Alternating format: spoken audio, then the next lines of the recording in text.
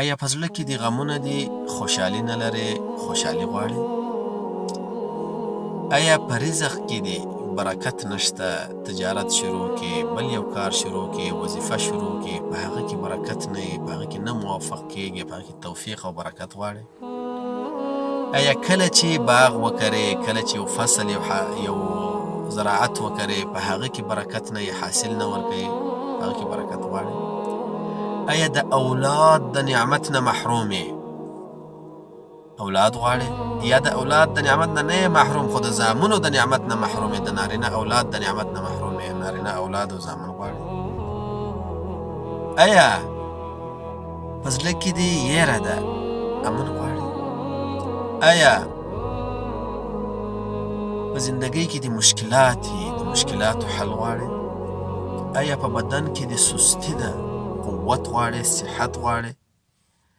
آیا په ورځ د قیامت کې چې کله خپل عملنامه ګورې او خپله صحیفه ګورې په هغه وخت کې خوشحالي غواړې او ډېره خوشحالي غواړې؟ دا ټول په یو عجیب او په یو اسانه علاج کې الله رب العالمین راګیر کړی دی او دا عجیبه علاج په دې ده یو خو ډېر زیات اسانه دی او دویم دا چې د الله رب العالمین د طرف نه دی او رسول الله صلی الله علیه وسلم د طرف نه دی او کله چې د رسول الله او د الله رب العالمین د طرف نه یو علاج نو هغه اثر لري او دریم دا چې مجرب دی خلکو تجربه کړی د ډېرو استادانو د ډېرو علماو او د ډېرو خلکو نه مې اورېدلي دي کله چې هغوی په دې علاج باندې تداوي کړي او عمل یې ورباندې کړی نو الله رب العالمین د هغه مشکل نه خلاص کړي خاص کر هغه خلک چې د اولاد د نعمت نه محروم وي ډېر بې اولاده خلک مې لیدلي دي چې کله دا نسخه استعمال کړي الله رب العالمین هغوی ته اولاد ورکړی.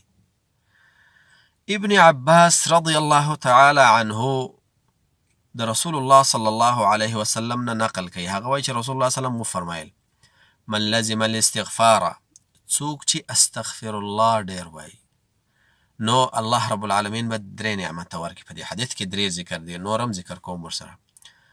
اول جعل الله له من كل هم فرجا الله رب العالمین به ورته هر مشکل حل کړي لار به د حل لار به ورته وګوري. دویم ومن كل ضيق مخرجا او هر تنګسي چې مشکل چې په تا باندې تنګسي د هغه دپاره به الله رب العالمین لار وګوري.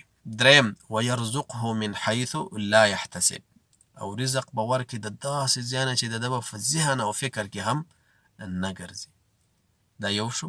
دویم نوح علیه السلام خپل قوم ته وویل چې دا قول د نوح علیه السلام الله رب العالمین په سورة نوح کې په 9مه سپاره کې را نقل کړی دی. نوح علیه السلام خپل قوم ته وایي استغفروا ربکم تاسې د الله رب العالمین او د خپل رب نه استغفار وغواړئ او دا ځکه چې الله کان غفاره الله بخونکی ذات دی او غفار ذات دی تاسو کله استغفار وغواړئ الله مغفرت درته کوي او نتیجه کې دا څو شیونه درکوي. اول یرسل السماء علیکم مدرارا بارانونه به در باندې راوورئ په شیبو شیبو په څپو څپو باندې. دویم ویمددکم ستاسو کومک به وکړي په څه شي باندې باموال په زامنو عفوا په مالونو پیسې به درکړي اقتصاد به دې ښه کړي د ستا اقتصاد به ښه شي د خپلوانو اقتصاد به دې ښه شي د ملک اقتصاد به دې ښه شي.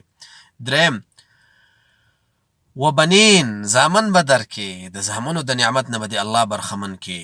څلورم ویجعل لکم جنات باغونه به درکړي هر شی چې کري الله به برکت کې واچوي باغونه به دي او مزې به دي. پنځم ویجعل لکم انهارا او اوبه به در باندې پراخه کړي هر ځای کې به نهرونه بهیږي په هر کوی هر څه چې کنې اوبه به راپورته شي. دا د استغفار فایده ده.